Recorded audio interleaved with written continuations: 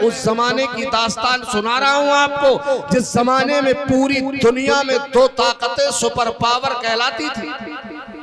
ان کے علاوہ super power ہونے کا درجہ پوری دنیا میں کسی کے پاس نہیں تھا. صرف دو طاقتیں تھی جو سپر پاور کہلانے کا حق رکھتی تھی. ایک طاقت کو قیصر کہتے تھے اور دوسری طاقت کو کسرا. جی بے شک. یعنی روم کے بادشاہ کو قیصر کہا جاتا تھا اور ایران کے بادشاہ کو کسرا کہا جاتا تھا. یہ دو طاقتیں بڑی عظیم طاقت تھی. ان سے آنکھ ملانے کی ہمت پوری دنیا میں کسی کے پاس نہیں تھی. کوئی ان کے شانہ بشانہ کھڑا نہیں ہو سکتا تھا. آنکھوں میں آنکھیں ڈال کے بات کرنے کی ہمت پوری دنیا میں کسی میں نہیں تھی. اور خاص طور سے یہ لوگ عرب کے لوگوں کو تو کچھ سمجھتے ہی نہیں تھے. ان کو جاہل، گوار، بدو، ان پڑھ اور ننگے بھوکے لوگ یہ کہہ کر کے ان کو مخاطب کرتے تھے. عربیوں کی کوئی حیثیت اور رتبہ نہیں تھا. انہیں تذلیل کی نظروں سے دیکھا جاتا تھا، گھٹیا نظروں سے انہیں دیکھا جاتا تھا. مگر میرے پروردگار کو عربوں کی اس بے کسی پہ رحم آ گیا اور اللہ نے اپنے محبوب کو انہی عربوں میں جلوہ گر کر دیا. کیا بات ہے. واہ. اپنے محبوب کے ذریعے اللہ تعالیٰ نے عربوں کو عزت بخشی، تاج بخشا. اللہ تعالیٰ نے انہیں عزت کا تاج پہنایا. وہ دنیا میں آج بھی معزز ہے، پہلے بھی معزز تھے اور وہ قیامت تک معزز رہیں گے. عزیزان گرامی، یہ لوگ بڑے مغرور تھے، انتہائی درجے کے ظالم قسم کے لوگ تھے. یہ قیصر و کسرا والے بہت سنجیدگی سے میری تقریر کا ایک ایک لفظ اپنے ذہن میں بٹھا کے لے کے جانا ہے. میں آپ کو تاریخ کے حوالے سے کچھ نقوش چھوڑ کے جانا چاہتا ہوں. بہت اچھے حضرت، بہت اچھا. میں اپنے علماء کی تائید چاہوں گا. بہت سنجیدہ فضا ہے. ایسے وقت میں آپ کے حوالے کچھ باتیں کر دی جائیں. اس زمانے میں بہت تکبر میں ڈوبے ہوئے لوگ تھے یہ. اور خاص طور سے روم کا بادشاہ جو قیصر اعظم کہلاتا تھا، تاریخ نے اس کا نام ریکارڈ کیا ہے. اس کا نام ہے ہرقل اعظم. انتہائی مغرور بادشاہ. نبی کے یہ چند غلام جب مدینے کی آبادی چھوڑ کے عرب کی سرحد سے باہر نکلے تو تاریخ سے ہم نے پوچھا، اے تاریخ تو بتا ان کا رخ کدھر ہے؟ انہوں نے کون سی سمت کا ارادہ کیا ہے؟ یہ کدھر چلنا چاہتے ہیں؟ ان کا رخ کدھر ہے؟ تو تاریخ نے ہمیں بتایا وہ کسی اور طرف نہیں، دنیا کی سب سے سپر پاور اور قیصر روم کی طرف کو بڑھتے جا رہے ہیں. ان کے قدم چلتے جا رہے ہیں. جب روم کی سرحد پہ پہنچے تو روم کا وہ بادشاہ جو قیصر اعظم ہرقل کے نام سے مشہور تھا، انتہائی مغرور تھا. اس نے مغرورانہ انداز میں انگڑائی لیتے ہوئے اپنے پاس ہم نشینوں سے بیٹھے ہوئے لوگوں سے کہا کہ ان عرب کے پتوؤں کی اتنی جسارت، یہ جاہل اور ننگے بھوکے لوگ ہماری سرحد کے قریب آ گئے. ان کی اتنی ہمت ہو گئی کہ میری زمین کے قریب اپنے قدم لے آئے. جاؤ ان کو خس و خاشاک کی طرح بہانے کے لیے اگر انسانوں کا سیلاب ضرورت پڑ جائے تو لشکر پہ لشکر لے کے چلے جانا. ان کے قدم میری زمین پہ ٹکنے نہیں چاہیے. میں آپ سب کو قسم دے کے پوچھتا ہوں، یہ آسمان نہیں بدلا، وہی ہے. اس میں لگے ہوئے ستارے چینج نہیں ہوئے، وہی ہے. اس میں لگے ہوئے چاند و سورج تبدیل نہیں ہوئے، یہ وہی ہے. ان سے قسم دے کے پوچھو، جب مصطفیٰ کے غلاموں کے قدموں کو پیچھے ہٹانے کے لیے لشکر پہ لشکر، سپاہ پہ سپاہ، فوج پہ فوج بھیجی جاتی رہی تو کیا ان کے قدم پیچھے ہٹ گئے تھے یا وہ آگے بڑھ گئے تھے؟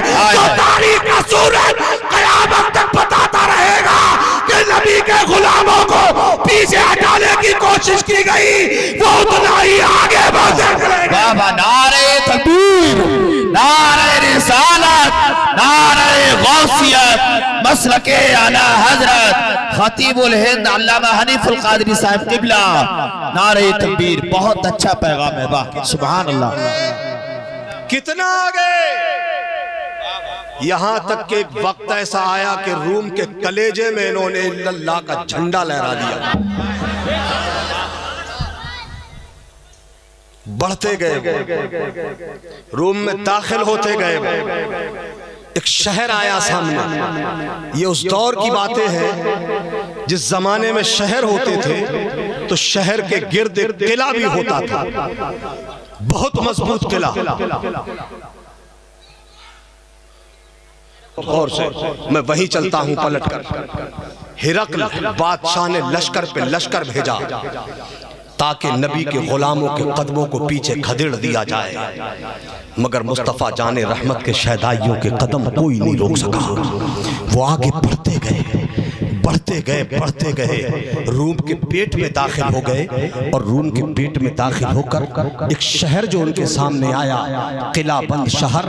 پوری شہر کی آبادی عیسائیوں پہ مشتمل تھی.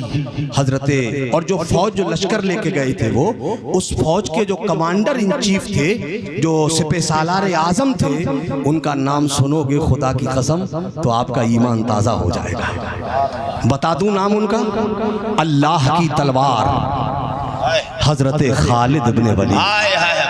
سبحان اللہ. یہ جوانوں تمہیں مزہ نہیں آیا یہ نام سن کر نا؟ اس لیے کہ تمہیں معلوم نہیں ہے. ہاں اگر میں اس وقت اعلان کر دیتا، بتاؤ اتنے مجمع میں سے کتنے لوگ جانتے ہیں کہ سچن تندولکر نے شتک کتنے مارے ہیں؟ اللہ. تو ایک آواز پہ سینکڑوں جواب آ جائے. کیا بات کرتے وہ ماسٹر بلاسٹر 99. میں پوچھوں بتاؤ دھونی نے میچ کتنے جتوائے؟ ارے کیا کہنا جناب، ورلڈ کپ لے آیا وہ. میں کہوں بتاؤ آفریدی نے چھکے کتنے لگائے؟ تو کتنے لوگ اٹھ کے کہہ دیں کیا کہنا ہے میاں، وہ تو چھکوں کا بادشاہ ہے. جملہ سمجھ گئے ہوں گے؟ چھکوں کا بادشاہ.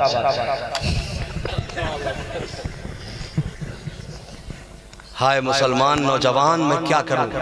کیا ہو گیا تمہیں یہ معلوم ہے کہ سچن نے شتک کتنے مارے؟ تمہیں یہ معلوم ہے دھونی نے میچ کتنے جتوائے؟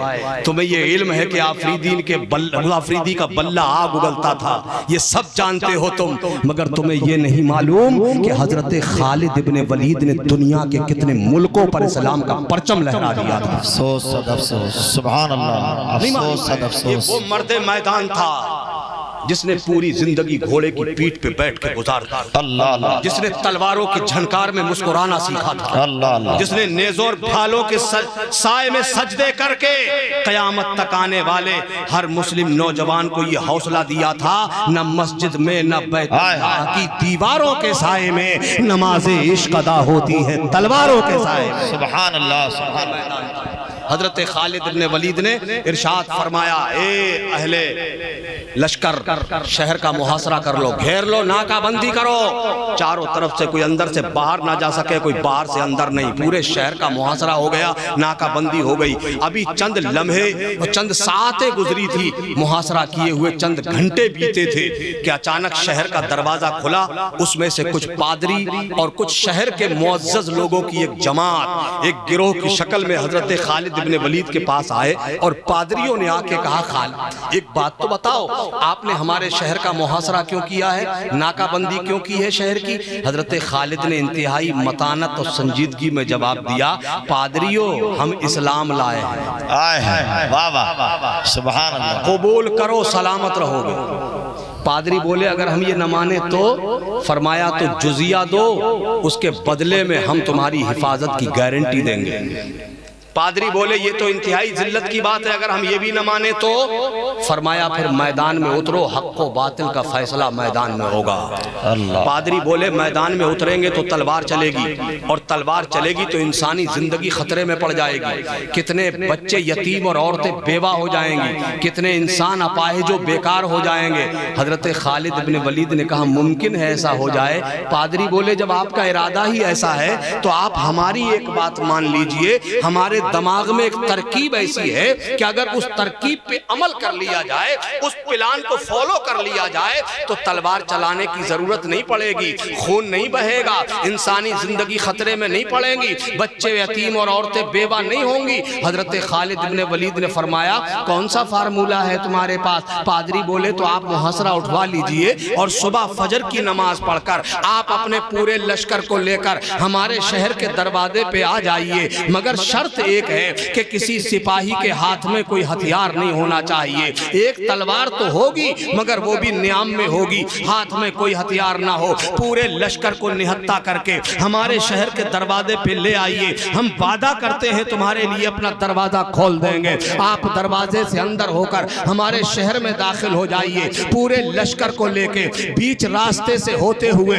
بازار سے لشکر کو گزارتے ہوئے دوسرے دروازے سے ہو کے اپنے پڑاؤ میں چلے جائیے. اگر اس بیچ ہمارے شہر میں امن قائم رہا, اگر شانتی قائم رہی, کسی کی عزت پہ حملہ نہیں کیا گیا, کسی کے مال پہ ہاتھ صاف نہیں کیا گیا, تو ہم بغیر لڑے ہوئے یہ شہر آپ کو دے دیں گے, اس کے تالے کنجی آپ کو دے دیں گے, اس کے خزانے آپ کو دے دیں گے. ہم آپ کو اپنا حاکم بنا لیں گے, ہم آپ کے محکوم بن جائیں گے, آپ کو اپنا حاکم بنانے کو تیار ہیں. حضرت خالد بن ولید نے پرجوش لہجے میں ارشاد فرمایا, الحمدللہ مجھے منظور ہے. فرمایا مجھے منظور, محاصرہ اٹھا لیا جائے. محاصرہ اٹھا لیا گیا, پڑاؤ میں آ گیا لشکر اسلام. فجر کی نماز کا جب وقت آیا, حضرت خالد بن ولید مصلی امامت پہ جلوہ گر ہوئے. چونکہ جو لشکر کا سالار ہوا کرتا تھا وہی مصلی کا امام بھی ہوتا تھا. آج کل کی طرح سے نہیں تھا حساب کہ آج پوری قوم صرف امام کے پیچھے پڑی ہوئی ہے, ساری برائیاں امام میں ہی ہیں, سارے عیب مولانا میں ہی ہیں. یہ بہت بری حرکت پیدا ہو گئی ہے ہمارے ہاں, جہاں چار لوگ بیٹھے برائی چالو, اور گھما پھرا کے لانگے مولانا پہ. اگر بیچارے امام نے کسی کی چائے پی لی اور اس کا مزاج نہیں ملتا ہے اس سے, اچھا چائے پی رہے تھے اس کی, اچھا مولانا کی جائز چائے تجھے حجم نہیں ہو رہی ہے, اور تیرا بیٹا حرام کھا رہا ہے تو کوئی بات نہیں ہے, تیرا بیٹا سود لے تو کوئی بات نہیں, تیرا بیٹا حرام کاری کرے کوئی بات نہیں, تیرا بیٹا غریبوں کا گلا مسوس کے خون چوس لے کوئی بات نہیں. مولانا جائز چائے پی لے تو حجم نہیں ہو رہی ہے. یہ بہت بری خباثت ہے ہمارے یہاں, جس کو اپنے درمیان سے نکالنا بہت ضروری ہے. عزت کرو ان کی. میں سچ بتا رہا ہوں, میں تو خیر ان میں تو بہت برا آدمی ہوں, مگر اللہ کی قسم کھا کے کہتا ہوں یہ لوگ بہت اچھے ہیں. میں سچ بتا رہا ہوں, بہت اچھے ہیں یہ لوگ. عزت کرنا سیکھو ان کی.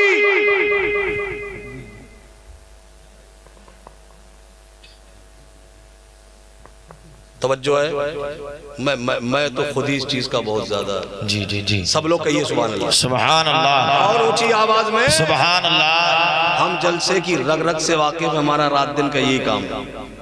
ہم جانتے ہیں کہ جلسہ کس وقت کہاں پر کامیاب ہوگا اور کہاں ناکام ہو جائے گا. ہمیں سارے راگ و ریشے اچھی طرح معلوم ہے.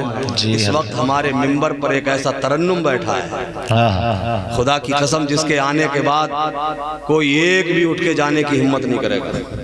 اور دورنیہ والوں ایک بات مجھے بتاؤ, جلسے کو ادھورے میں چھوڑ کے بھاگ جاؤ گے یا جلسے کو کامیاب بنا کے رکھنا ہے؟ لاسٹ تک رہنا ہے یا بیچ سے ہی چھوڑ کے چلے جاؤ گے؟ ارے انشاءاللہ یہاں بھی ساتھ ساتھ ہیں اور جنت میں بھی ساتھ ساتھ ہوں گے.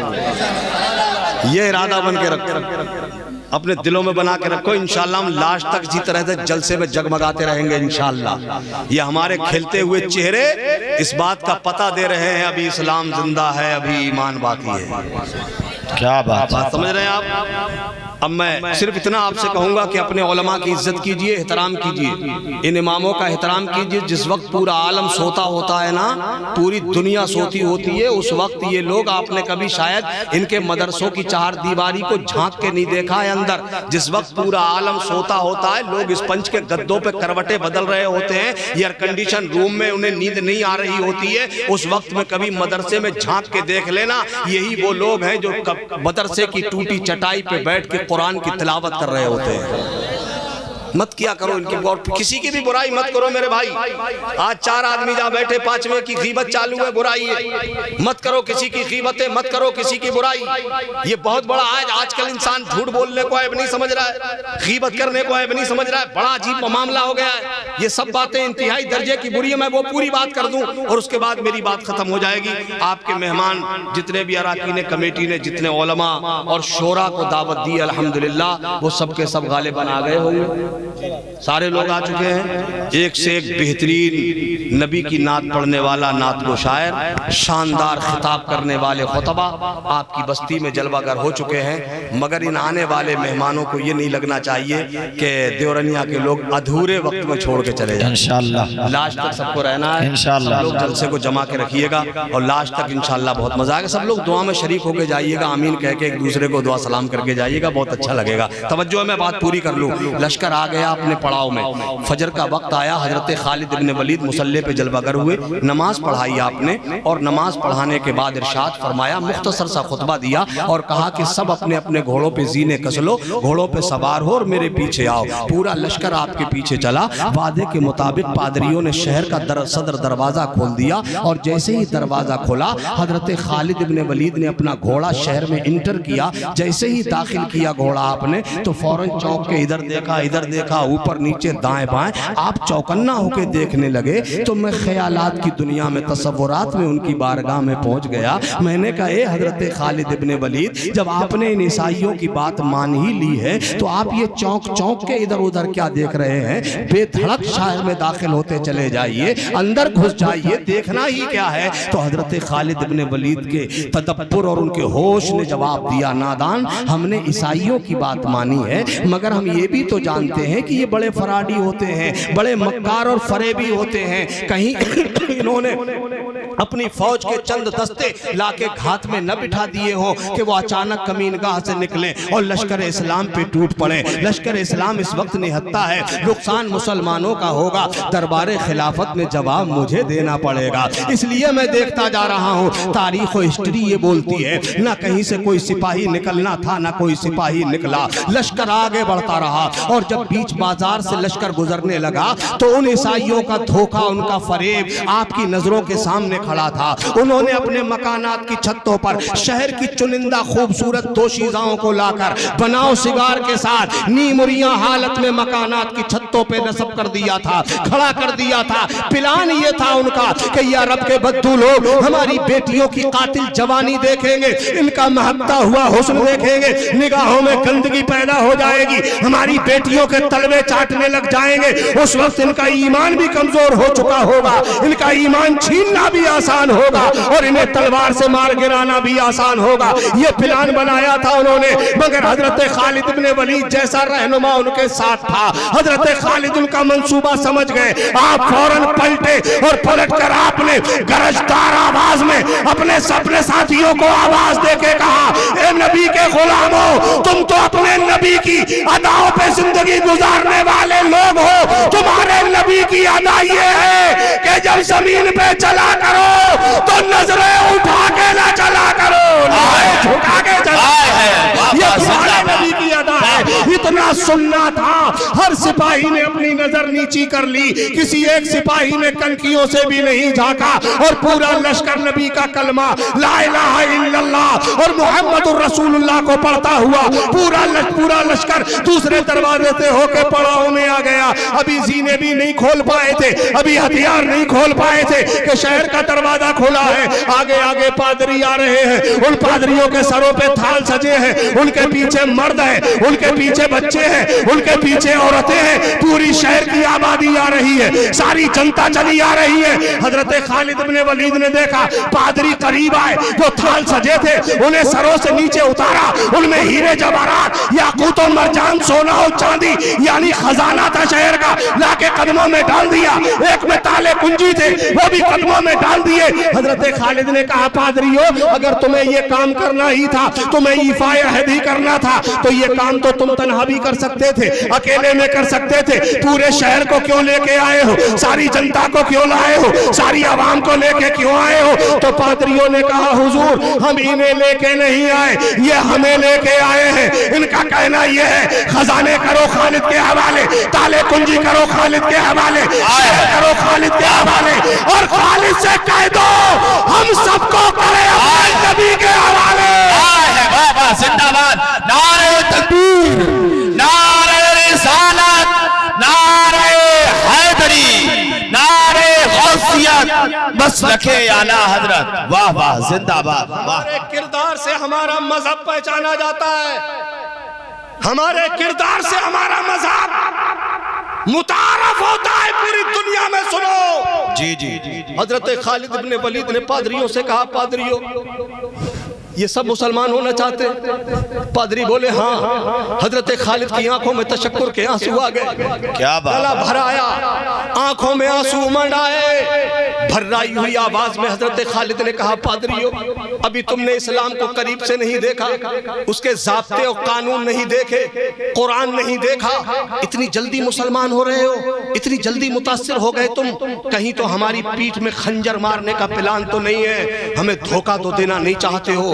پادریوں نے کہا جب اتنا سنا تو پادری بھی رونے لگے، اور روتے ہوئے ان پادریوں نے اس وقت جو ایک جملہ کہا تھا، یہ میری تقریر کا آخری جملہ اپنے ساتھ باندھ کے لے کے جانا، یہ میری آخری تقریر کا آخری حصہ ہے اور آخری جملہ ہے۔